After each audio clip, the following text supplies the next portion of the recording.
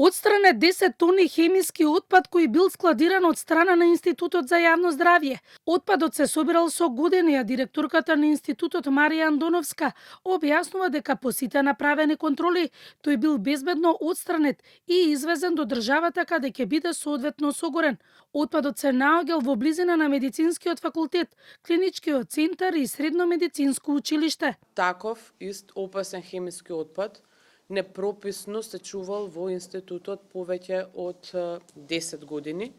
Опасниот отпад содржи штетни токсични хемикали, растворувачи киселини, бази, тешки метали, пестициди и други опасни материи, кои што може да предизвикаат сериозни последици по здравјето на луѓето, труење, иритации на кожа, очи, проблеми со дишење, оштетување на органи, дури и долгорочни заболувања.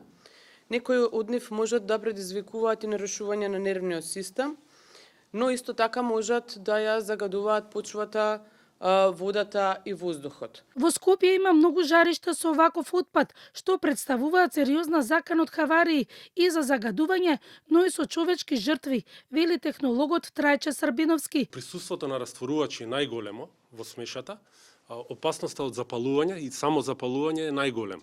Значи, лабораториските хемикалии се во помал процент, да речеме 2 до 3% од вкупниот број на преземени хемикалии, така да опасноста од пожар и запалување е најголема. Секако дека обкружувањето тука е многу сложено, имате училишта, дури имаше и стамбени, има и домови, и така натаму, така да отстранувањето на овој отпад е од есенцијална важност за овој дел овде што се наоѓа, да не речем, во центарот на градот.